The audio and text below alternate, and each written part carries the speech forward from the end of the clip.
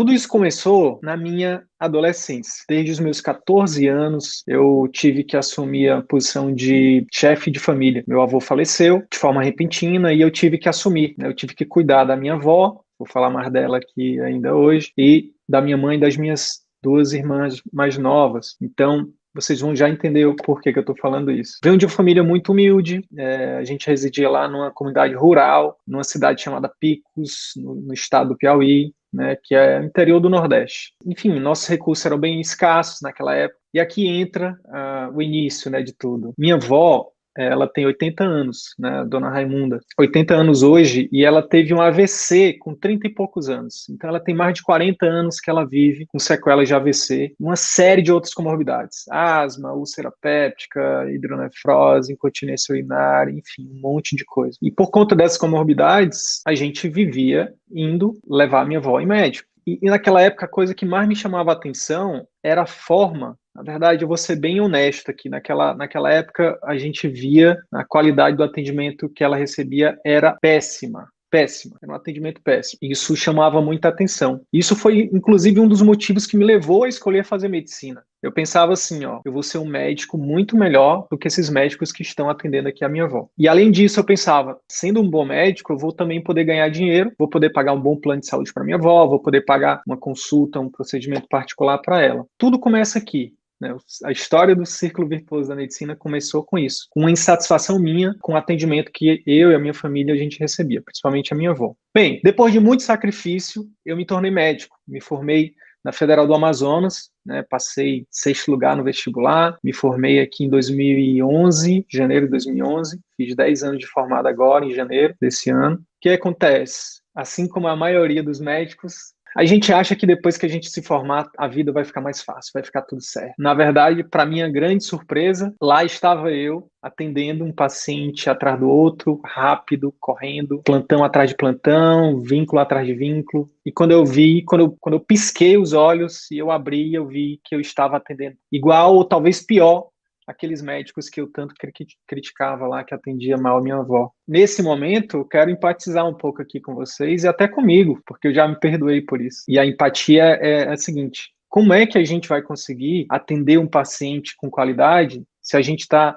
atendendo no SUS, nos planos, nas clínicas populares, um paciente a cada 5, 10 minutos? Como que a gente vai fazer isso, né? Como atender com qualidade e além do diagnóstico e do tratamento, se na faculdade, na residência não nos ensinam isso? Isso é a primeira coisa que eu queria trazer aqui para vocês. Eu lembro que na faculdade era muito comum nos ambulatórios, né, quando eu queria ali demorar um pouco mais com o paciente, né, os preceptores chegavam e diziam: ei, bora, direciona,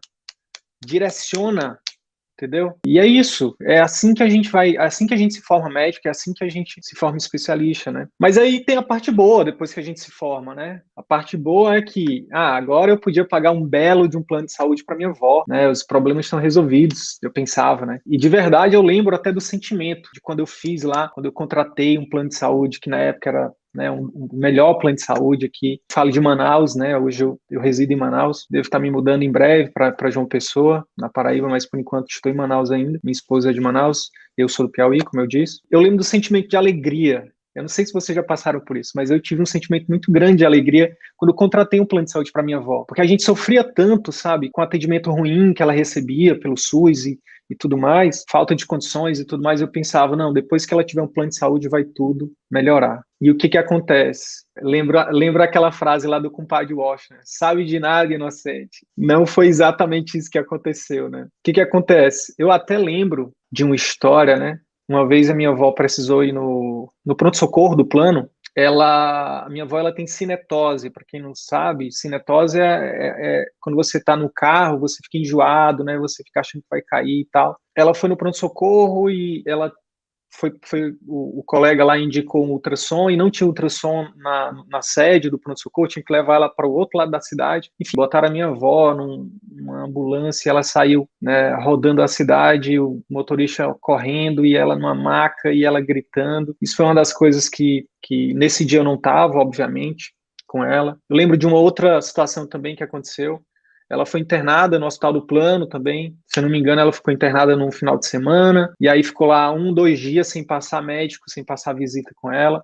Tudo isso do plano, sabe? ali eu via que, mesmo tendo acesso aos médicos do plano, minha avó ainda continuava sendo mal atendida. E aí eu fiquei muito pé da vida e comecei quer saber, vou começar a fazer o acompanhamento da minha avó com médicos particulares, né? E aí fui procurar os melhores médicos, os mais renomados, né, da cidade e tal, só que agora pagando particular. Não quero convênio mais não. E aí eu fiquei muito esperançoso, né? Poxa, mesmo que seja caro, mas eu vou pagar, agora minha avó vai receber um atendimento de qualidade e tudo mais. O fato é que eu saí peregrinando de médico em médico, e salvo raras exceções, tá, para não ser injusto, não ser ingrato com alguns colegas que nos atenderam, gente, eu percebi que existia um padrão ali. Existia um padrão de atendimento impessoal, de atendimento focado 100% no diagnóstico e no tratamento. Pior, minha avó só piorava. Só para exemplificar, eu levei minha avó, certa vez, num médico renomadíssimo aqui em Manaus.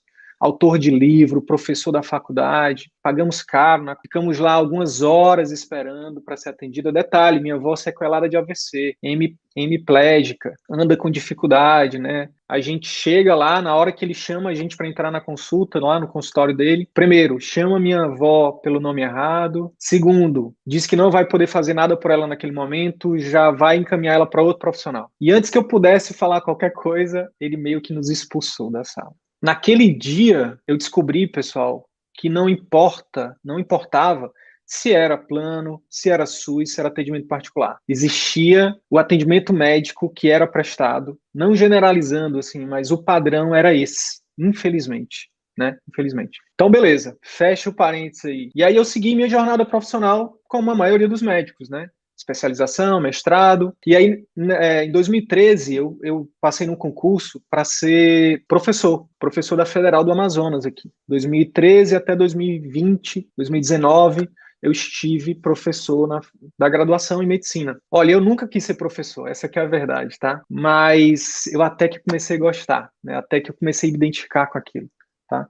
Não queria ser professor por dois motivos. O professor não ganha bem, e segundo, porque eu não me achava bom o suficiente na época, né? Eu achava que tinha que ser muito bom, tudo mais. Mas hoje, olhando para trás, eu sou muito grato por ter tido essa oportunidade, porque eu pude conhecer muito mais a fundo a formação médica, acabei estudando muito sobre isso e acabei ganhando muita experiência também, né? 6 anos como professor universitário, isso me deu muita bagagem, né? E aí, pessoal, eu comecei também a entender por que a maioria dos médicos lá que atendia minha avó, e até eu mesmo, não conseguia prestar um atendimento melhor para os pacientes. Por que a gente não conseguia, por exemplo, ser empático? Por que a gente não conseguia escutar o paciente, não conseguia negociar com ele, né, dividir, informar de forma adequada, dividir ali o plano de cuidados com ele, fazer um atendimento mais holístico?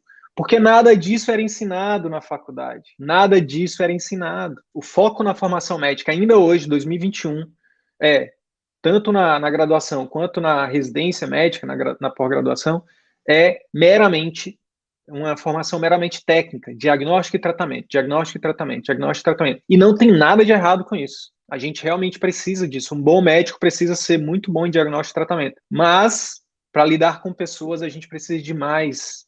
A gente precisa ir muito além do que apenas a parte de diagnóstico e tratamento.